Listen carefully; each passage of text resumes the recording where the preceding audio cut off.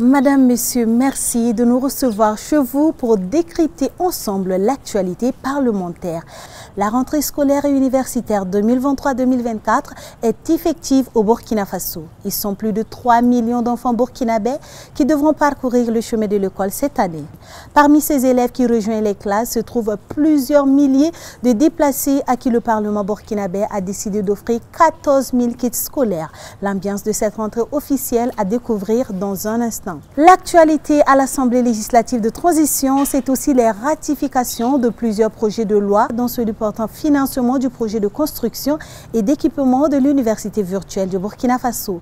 Les enjeux de ces ratifications à découvrir dans cette édition.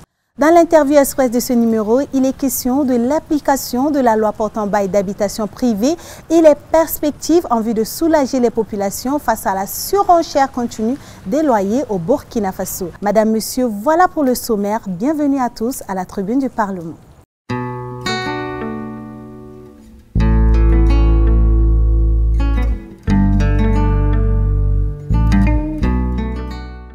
Pour ouvrir la rubrique Actualité, cap sur la cité du Cavalier Rouge où la cloche de la rentrée pédagogique a retenti officiellement ce 2 octobre 2023.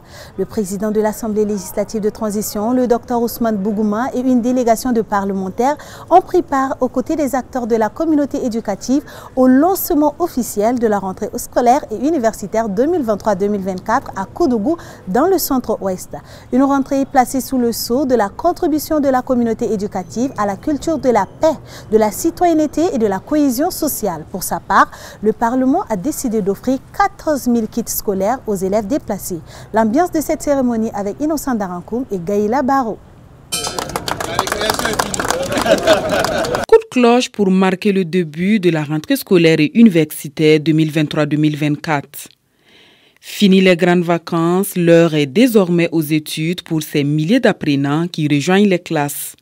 L'école burkinabé s'engage à promouvoir en son sein la paix, la cohésion sociale et la citoyenneté, des qualités appréciées et soutenues par le chef du Parlement. L'éducation, comme disait Nelson Mandela, est la clé de toute chose. Nous nous associons pour construire cette clé qui va nous permettre d'ouvrir le chemin de la paix, d'ouvrir le chemin du développement. Je profite de saluer la résilience du monde de l'éducation qui actuellement, avec la reconquête de certaines parties de notre territoire, sont appelés à rejoindre leur poste et à contribuer à faire reculer l'ignorance, l'intolérance, à faire reculer l'obscurantisme et surtout à apporter la lumière, l'espoir pour que notre pays retrouve la paix et la cohésion sociale. C'est le lieu pour moi ici de saluer et de remercier le gouvernement qui s'emploie à ce que nous ayons une éducation de qualité. À la date du 31 mai 2023, le nombre de structures éducatives fermées était de 6 549. Grâce aux efforts conjugués des FDS, des VDP et de la communauté éducative, 539 écoles sont réouvertes pour cette année scolaire. Le défi majeur est de permettre à tous les élèves de regagner les bancs. Le défi de toute évidence, c'est le défi de la continuité éducative. Et nous allons nous y mettre. Faire en sorte que l'ensemble des élèves du Burkina Faso puissent retrouver le chemin de l'école. C'est un défi et nous croyons qu'il sera relevé. La délégation de parlementaires a par la même occasion procédé à la remise de kits scolaires au profit de 14 000 élèves déplacés au département en charge de l'éducation nationale. Et voici une autre nouvelle qui donnera du sourire aux étudiants et aux chercheurs. L'université virtuelle du Burkina Faso aura bientôt une nouvelle dynamique. Ainsi en a décidé l'Assemblée législative de transition lors d'une séance plénière qui a eu lieu le 26 septembre 2023. Les parlementaires ont donné leur accord pour le financement du projet de construction et d'équipement de l'UVBF, l'université virtuelle du Burkina Faso. À cette même plénière, les députés ont également donné leur cutus pour le financement du projet d'amélioration des services d'eau potable et d'assainissement pour le renforcement de la résilience. On en sait plus dans ce reportage signé Idrissa Warga, Anatole Nakoulma, Karim Sissé avec la voix de Alizeta Nakanabo Kwanda.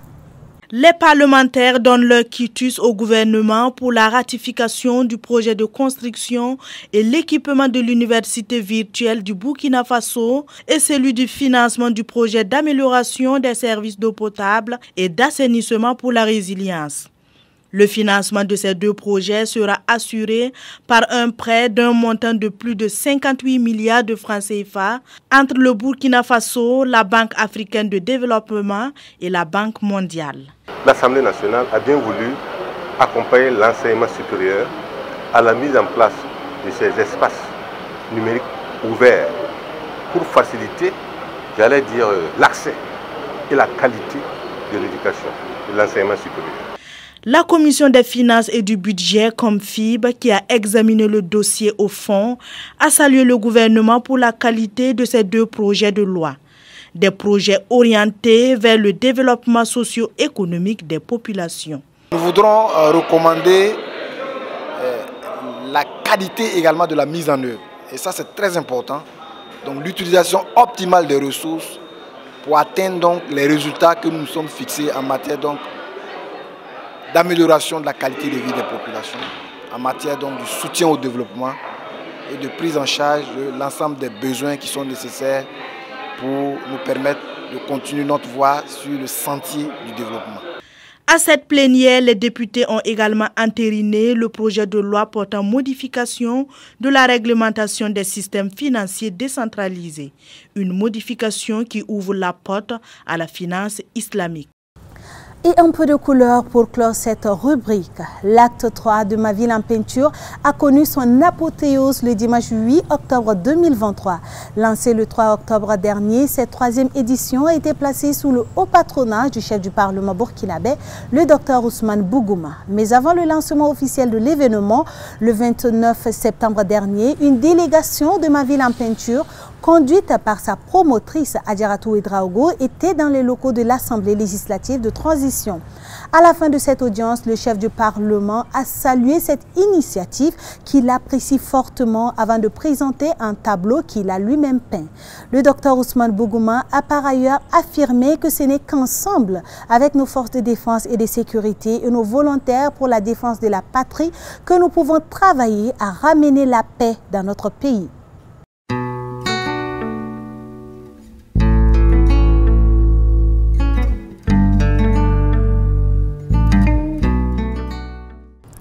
On en vient à présent à l'application effective de la loi portant bail d'habitation privée et les perspectives en vue de soulager les populations face à la surenchère continue des loyers au Burkina Faso.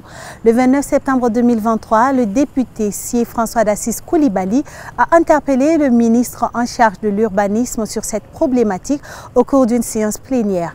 L'honorable Koulibaly revient en détail sur cette question orale dans cette interview express signée Idrissa Warga, Anatole Nakoulman et Axel Nicole Yaro. Bonjour, honorable Sié François d'Assis Koulibaly. Bonjour.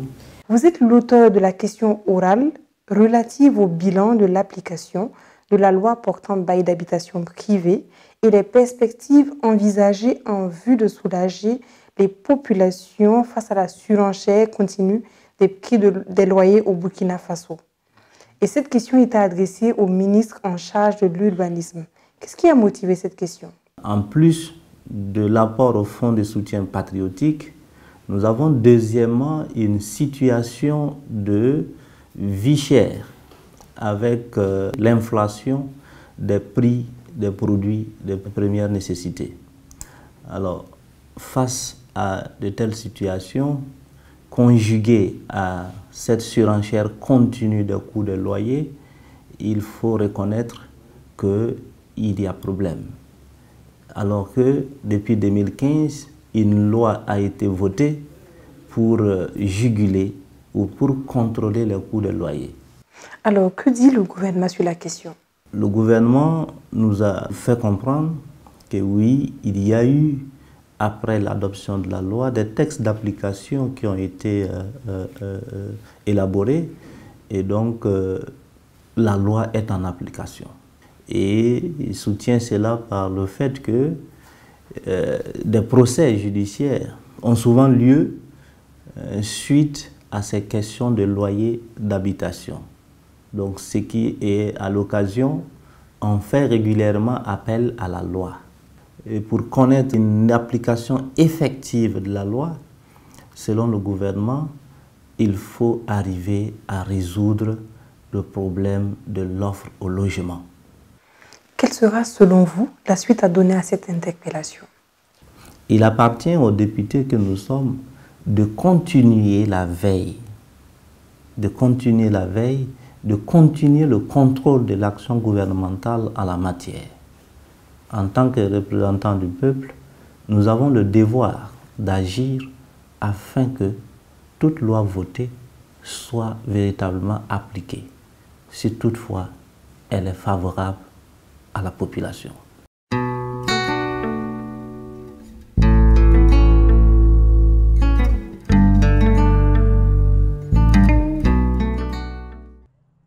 Et on reparle des questions orales avec débat ou sans débat à travers le vocable parlementaire du jour. Mais au fait, qu'est-ce qu'une question orale avec ou sans débat?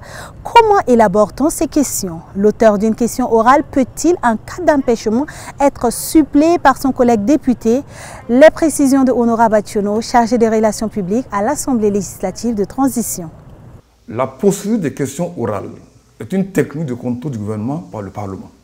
Cette technique donne la possibilité aux députés d'obtenir des éclaircissements sur des points particuliers de la législation, soit de faire préciser un aspect de la politique du gouvernement. Concrètement, cela se passe de la façon suivante. Tout député de la transition qui désire poser une question orale transmet le texte au président de l'Assemblée, qui le communique à la conférence des présidents et le notifie au gouvernement. Les questions orales sont publiées au journal des débats parlementaires ou publiées sous forme de procès-verbaux. Au fur et à mesure de leur dépôt, les questions orales sont inscrites par la présidente de l'Assemblée de transition au rôle des questions orales. Le débat autour de la question orale est organisé ainsi qu'il suit. La question orale est appelée par le président qui fixe le temps de parole imparti à 5 minutes. Le ministre concerné dispose de 10 minutes maximum pour apporter les éléments de réponse à la question posée. Si c'est une question orale sans débat, après la question du député, le ministre dispose de 10 minutes maximum pour y répondre. L'auteur de la question dispose ensuite de la parole pendant 5 minutes maximum. Le ministre dispose du même temps de parole que l'auteur pour répliquer lorsqu'il juge utile. Aucune autre intervention ne peut avoir lieu. Lorsque l'auteur d'une question orale, avec ou sans débat, ne peut assister à la séance plénière, il peut, s'il se trouve dans l'un des cas prévus par la délégation des droits de vote, se faire supplier par l'un de ses collègues. À défaut, sa question est rayée du rôle. Et c'est ce qui met fin à cette émission. Merci à vous de l'avoir suivi. Au revoir et à la semaine prochaine pour de nouvelles informations parlementaires.